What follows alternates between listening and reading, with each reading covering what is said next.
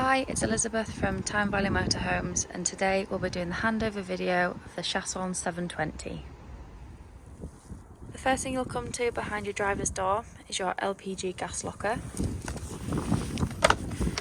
So this will hold one 6kg gas bottle. When you are connecting your pigtail, remember it's left to tighten, right to loosen, and you'll need a spanner just to nip it up really tight. And then to turn the gas flow on and off, it's just this dial on the top here. Under the vehicle, behind your back wheel, we've got your wastewater drain off point. So to open the valve, you just pull the handle forward and then your wastewater will drain out. You want to do this when you're leaving a site, so you're not travelling home with the extra weight of your wastewater. But also when you winterise your vehicle, you don't want to leave any water in the tank to freeze and cause frost damage through the colder months. Next thing you come to is your cassette locker. So as long as the blade on the inside of the toilet is closed, you can pull the orange handle up and slide the cassette out. And then to empty it, you just want to unscrew the cap and then tip it up and always push in the orange button to allow some air in and stop it from clogging. And when you've emptied it, fill it up with some fresh water, give it a good swill around, empty it out again, and then put some blue or green liquid in your cap. And then your cassette is ready for use again. At the back of the vehicle, we've got your garage space.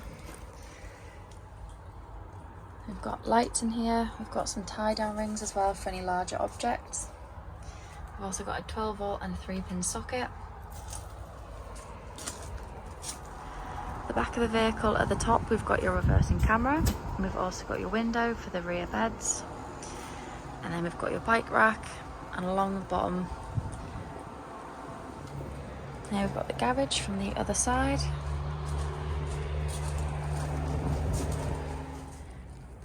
Next we've got your locker with a couple of different things in. So first thing, we've got your freshwater filler point. So you want to unscrew the cap and then pop a hose pipe down the spout to fill up your freshwater tank. You'll need some adapters and the length of hose pipe. There's some sites just provide a brass tap. So to empty your freshwater tank, whether you're winterising your vehicle or if you're just not using your van for a couple of weeks over the summer months, just drain your freshwater tank so the water doesn't go stagnant. All you have to do is pull this handle up and the water will come out under the vehicle here. On the other side of the locker, we have your trip switches and we have your fuses. So it's always a good idea to take some extra fuses with you on holiday. In case any of them blow, you can easily replace them and then you're not left without lights or your fridge working. And then if you are hooked up and you're not receiving power in the vehicle, you can press this button here. If it trips the vehicle, it means there's something within the vehicle that's gone wrong. However, if it doesn't trip, it means there's either an issue with your hookup cable or the mains coming into your vehicle. Next, we've got your hookup point. So you want to lift the collar on the hookup cable and then just align it to the vehicle and then slide it on. When you're disconnecting, you want to just push this little blue lever down and then slide the cable off. Always remember to connect your cable to the vehicle first and then the mains, and then when disconnecting the mains and then the vehicle, so you're never walking around with a live lead. Next we have your Truma hot water gas vent. So when you're heating your hot water on gas, always remember to take the cover off. So you only put this on when you're travelling or when you're not using your vehicle and you're storing it. But when you are wanting to heat your water on the gas, take your cap off and then this will just allow the fumes to escape. If you don't take the cap off, the boiler will fail. So it won't be broken, it just means that because the fumes can't escape, it won't continue to heat the water off gas. So you need to take the cap off, give it a couple of minutes and then turn it back onto the gas heating and it will work again. Next we've got your diesel and AdBlue. So you don't need your ignition key to open the cap, as it's just a push cap on your diesel filler. And then when you're filling up your AdBlue, if you go to a petrol station where they take Arctic lorries, you'll be able to get AdBlue on the pump, but you can also buy it in drums as well. To open the bonnet, you'll need your ignition key, and then you just pop it in the front here, turn it left to release, and then turn it right, and then lift the bonnet up to access underneath. And under the bonnet, the main things you want to focus on is your screen washer fluid, your brake fluid, your oil, your dipstick. I've got your engine coolant on the other side, And then we've got your positive here, and negative down here if you need to give or receive a jump start. To use your control panel, you want to make sure you've got your on button turned on. This acts as a main control switch. Nothing else will work inside the vehicle if you don't have this turned on. The next one along is your internal light, so you can then click that and then you can turn lights on and off throughout the vehicle. From there, rocker switches. The next one along is your water pump, and then you've got your awning light on the end. On the lower half you can check your leisure battery, you can check your vehicle battery, and then your fresh. And if you want, on a night time, you can dim the control panel down, so it's not as bright when you're sleeping in the bed. You can turn it up and down just by holding the button down. This is your Webasto diesel heater. You need to make sure that you've got a quarter of a tank of diesel or more in the main engine tank, as this is where it gets its feed of diesel from. And you've got 30 degrees max heat this side. So adjust it, always start it on full. It does take such a draw of power when it first starts up, so if you get a light flickering, don't panic. It's just because a diesel heater does take such a draw off the leisure battery at first to get it fired up, and then once it starts running, it'll settle down.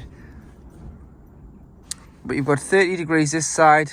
Set it away on full, gets a combustion going quicker, and then adjust it to suit your temperature needs. To turn your fridge on, you just want to hold the on button down till the blue lights come on. And from here, if you click mode, you can select what energy source the fridge works from. So if you have it on auto, it will automatically pick between the different settings. So if you're hooked up, it'll go to hookup. If you turn your vehicle on, it'll go to vehicle battery, and then if you have neither, it'll go to gas. Or you can manually pick which one you want to have it on. And then you also have temperature here, so you can have min all the way up to max. You might not be able to see the steam, but the water is hot and up to temperature.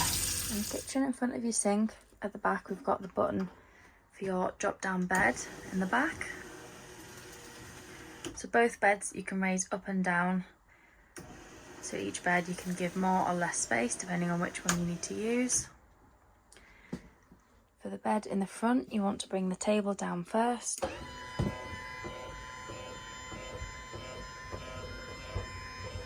And then you can bring the bed down, making sure the lights are on so the bed will work.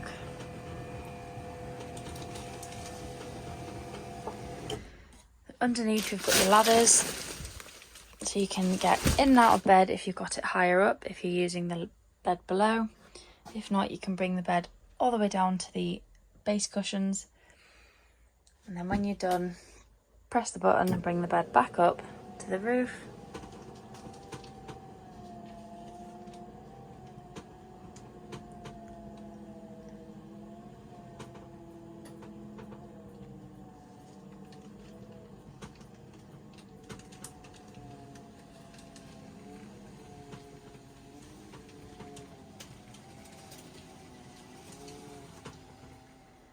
In the bathroom, we've got your shower basin, we've got your shower, we've got your skylight, and then we've also got a hanging rail, so you can hang any wet clothes or towels and let them drip dry.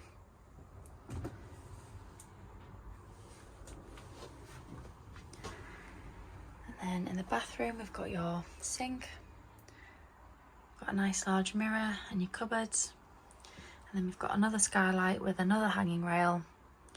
And then we've got your toilet. So first thing you want to do when you make your lounge area into your bed, you want to bring the table down all the way to the ground. Once the table's down, you then want to bring the supporting bar out and then flip the whole table over so you have your base of your bed. Next, what you want to do is push the table to the far corner. So you want to push it all the way so you leave room for the extra support cushion in the middle there. Next, what you want to do is put your base cushion without the supporting leg onto the table and make sure it fits in the middle.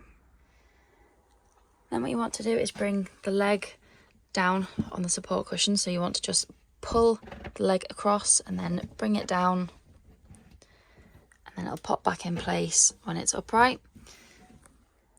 Next, what you want to do is pop your last base cushion into the gap behind. So you want to have the legs to the outer side and then have the rest of the cushion supporting just on the edge of the table. And there your bed is all made up in the front of the vehicle. When you want to make your front dining area into your travelling seats, first thing you want to do is just remove all 4 cushions. And then what you want to do is twist this black handle backwards and at the same time lift the back of the chair up. Next, what you want to do is put your larger base cushion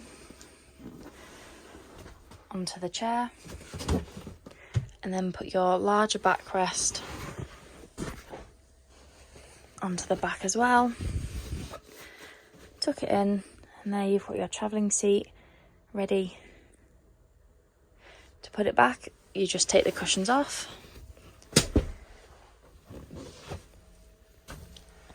fold the chair back down and then put the cushions back in their original position. Behind the passenger seat underneath the bench, you've got your boiler drain down. So when you are winterising your vehicle, you don't want to leave any water in the boiler to freeze and cause frost damage. So you want to lift this little yellow toggle up. This will drop all the water out of the boiler. When you come to use the boiler again in the summertime, push the lever down and then you can fill up your fresh water tank. Turn your water pump on and it'll fill your boiler up. Just behind your passenger seat, we've got your boiler switches. So on the left, we've got your boiler on gas.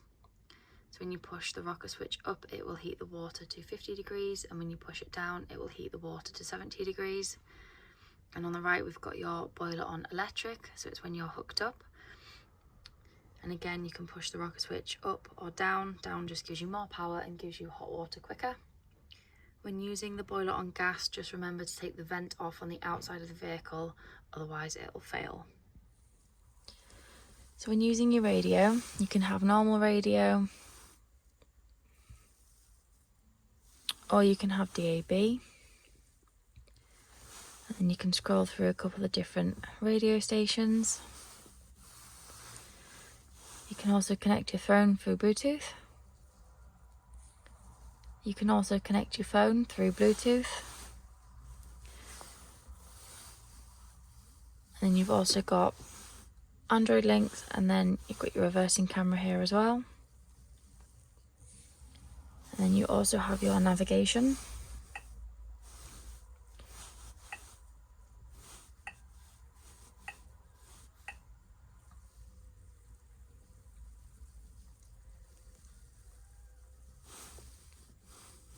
And then below you've got your air controls, so you've got your fan speed, you've got your temperature here, and you've got a few other different settings, and then you've got your hazards, you've got your 12 volt, USB, and then you've got your automatic gear stick here.